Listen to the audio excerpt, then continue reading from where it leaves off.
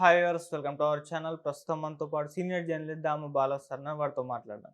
నమస్కారం సార్. నమస్తే. Sir, Bollywood heroine Jethwani case అయితే చాలా వేగవంతంగా నడుస్తుందని చెప్పుకోవచ్చు సార్. ఆల్రెడీ ముగ్గురు ఐపీఎస్‌లను సస్పెండ్ చేశారు. నిన్న కుక్కల విద్యాసాగర్‌ని కూడా అరెస్ట్ చేశారు. ఇప్పుడు నెక్స్ట్ ఇక సజ్జల్‌ని అరెస్ట్ అని కూడా అంటున్నారు సార్. మరి ఈ కేసు ఇంత వేగంగా వెళ్తుంది కదా, మరి ఏం జరిగే అవకాశం ఉందంటారు?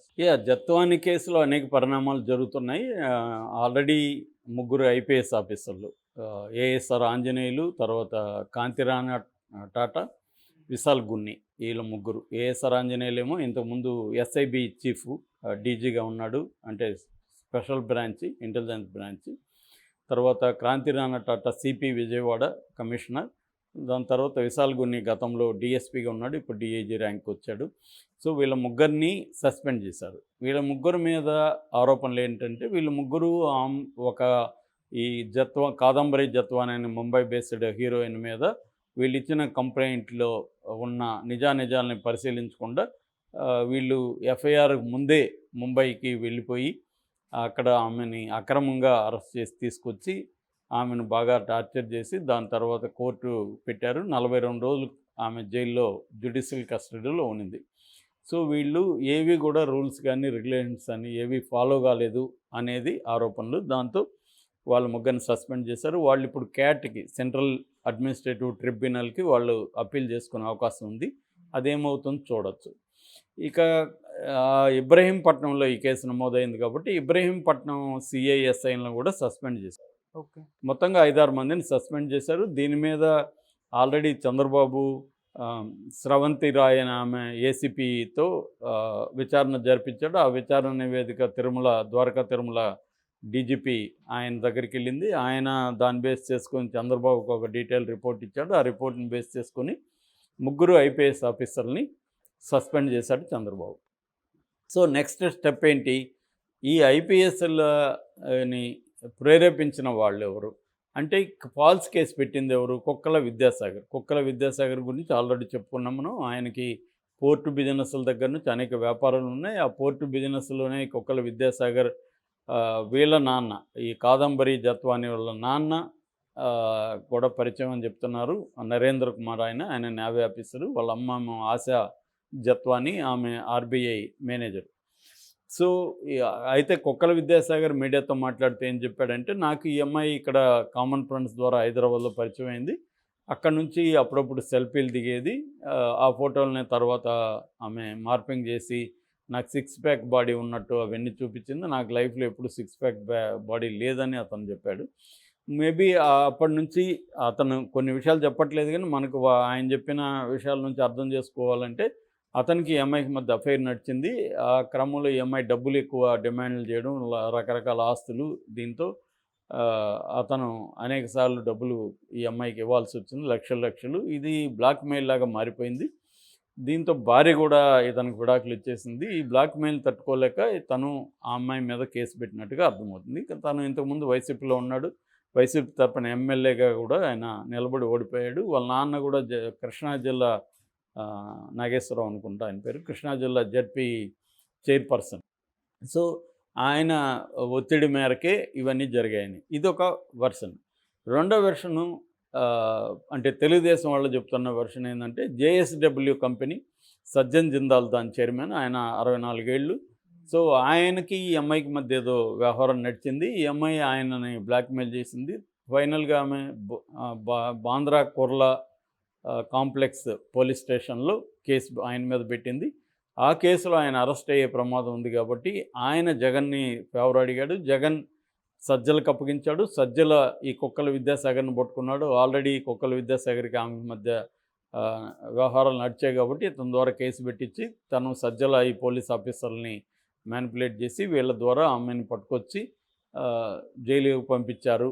ఈ ప్రెజర్ వల్ల ఆమె బాంద్రా కొర్లాలో కాంప్లెక్స్లో పెట్టిన సజ్జన్ జిందాల్ మీద పెట్టిన కేసుని ఉపసంహరించుకుంది. ఇది నెరేటివ్. సో ఈ నెరేటివ్లో ముందుకెళ్తూ ఉంది తెలుగుదేశం. దీనికి ఇంకా అడ్డుకట్టపడలా. ఆల్రెడీ కుక్కల విద్యాసాగర్ హైకోర్టులో పిటిషన్ వేశాడు, ఇదంతా ఫాల్స్ అని చెప్పి. అది ఇంకా హైకోర్టులో తేలలేదు. వీళ్ళు ఏంటంటే ముందుకెళ్ళిపోతున్నారు తెలుగుదేశం వాళ్ళు. అది కోర్టులో తేలినాక మళ్ళీ చూసుకుందాంలే అని. అంటే మన దేశంలో అంతా ఇలాగే జరుగుతుంటాయి. పొలిటికల్ వెండెట్టాతో వెళ్ళిపోవడం, అరెస్టులు చేసేయడం. ఇదేంటంటే ప్రాసెస్ ఇస్ ద పనిష్మెంట్ అని నేను చాలాసార్లు చెప్పాను. మన ఇండియన్ జ్యుడిషియల్ సిస్టమ్ ఎలా ఉంటుందంటే 5 కోట్ల కేసులు పెండింగ్లో ఉన్నాయి కాబట్టి ఏ కేసు త్వరగా తేలదు. తేలే లోపల వీడికి శిక్ష వీడు అనుభవించేస్తాడు. ఒక్కోసారి ఎలాగ ఉంటుందంటే కొన్ని కేసుల్లో శిక్ష పడినా కూడా అన్నేళ్ళు జైల్లో ఉంటారు. ఇప్పుడు సాయిబాబా లాంటి వాళ్ళు 10 ఏళ్ళు జైల్లో ఉండి వచ్చినాక ఆయన్ని నిర్దోషం చెప్పారు. 10 ఏళ్ళు మరి ఎవరిస్తారు ఆయనకి జీవితం? ఇలా ఉంటుందన్నమాట మన జ్యుడిషియరీ. అంటే ఎవరిని వ్యక్తులుగా ఏమనలేము కానీ సిస్టమ్ అలా ఉంది.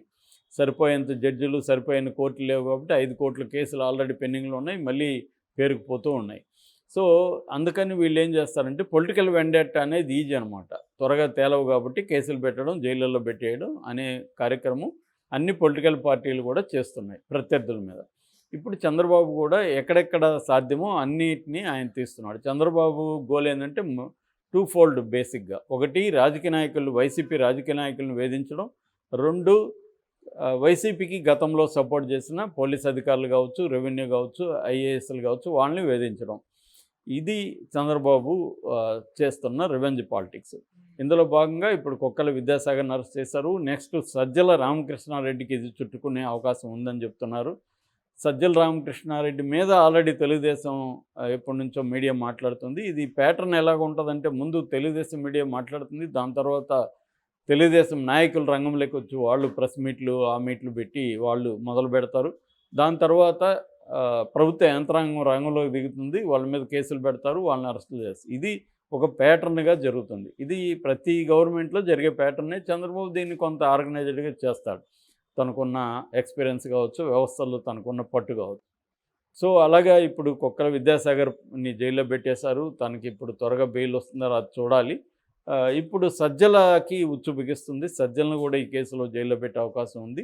మరి కాకపోతే కుక్కల విద్యాసాగర్ కంటే ఆయన కేసు ఈ మీద పెట్టారు, అది ఫాల్స్ కేసు కాబట్టి, ఫాల్స్ అభియోగాలతో కేసు పెట్టడం నేరమే కాబట్టి దాని కింద ఆయన అరెస్ట్ చేశారు. అట్లాగే ఆమె ఇప్పుడు విద్యాసాగర్ మీద ఆమె కూడా కంప్లైంట్ ఇచ్చింది. నన్ను ఇతను లైంగికంగా వేధించాడనో, వాడుకున్నాడనో, మరి రేప్ కేసు పెట్టింది అని తెలీదు. ఆ రకంగా విద్యాసాగర్ అయితే ఓకే. కానీ సజ్జల మీద ఎలాంటి కేసు పెడతారనేది చూడాలి. అంటే సజ్జల అధికారికంగా వీళ్ళకైతే ఏమీ రిటర్న్గా ఏమి చెప్పలేదు, ఓరల్గా ఏమైనా ఇచ్చారా? దీంట్లో ఒకే పాసిబిలిటీ ఉంది. అదేంటంటే విశాల్ గున్ని అప్రూవర్గా మారుతాడనే ఒక వార్త తెలుగుదేశం లీక్ చేస్తూ ఉంది. తెలుగుదేశం మీడియాలో అది వస్తుంది. సో వీళ్ళల్లో ఈ ముగ్గురు ఆఫీసర్లో విశాల్ గున్ని మీద టార్గెట్ చేసి విశాల్ గున్నిని వాళ్ళు తమ కంట్రోల్లోకి తీసుకొని, విశాల్ గున్నీకి నువ్వు కానీ మాకు అప్రూవర్గా మారితే నీకు బెనిఫిట్స్ ఉంటాయి, లేకపోతే నిన్ను వేధిస్తామని చెప్పుండొచ్చు. సో విశాల్ గున్ని అప్రూవర్గా మారినప్పుడు ఏం చేస్తాడంటే విశాల్ గున్ని సజ్జల పేరు చెప్తాడు. సజ్జలు మాకు ఇది చెప్పాడు అని చెప్పి రేపు కోర్టులో 162 స్టేట్మెంట్ కింద కోర్టులో అతన్ని వాంగ్మూలాన్ని నమోదు చేయించి సజ్జలను అరెస్ట్ చేసే అవకాశం ఉంది. మామూలుగా జరిగేది ఇలాగే జరుగుతాయి.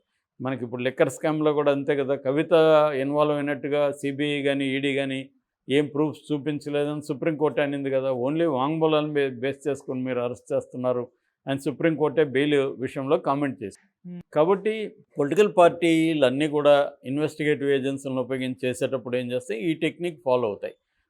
అంటే అప్రూవల్గా కొంతమందిని మార్చుకోవడం చేయడం. మనకి వివేకానంద రెడ్డి డెత్ కేసులో కూడా ప్రధానంగా వాళ్ళు ఏమీ సాక్ష్యాలని, కాంక్రీట్ సాక్ష్యాలని ఏమీ పెట్టలేదని ఇక్కడ హైకోర్టు జస్టిస్ లక్ష్మణ్ 16 ప్రశ్నలు అడిగాడు. అంటే ప్రధానంగా వాళ్ళు కూడా ఏంటంటే కొంతమందిని అప్రూవల్గా మార్చి చేద్దామని ట్రై చేశారు. అందులో దస్తగిరి మాత్రం అప్రూవల్ మాట్లాడారు. దస్తగిరి అప్రూవల్ స్టేట్మెంట్ని ఉపయోగించే భాస్కర్ రెడ్డిని కానీ, గజ్జల ఉదయ్ కుమార్ రెడ్డి ఇలాంటి వాళ్ళని అరెస్ట్ చేశారు.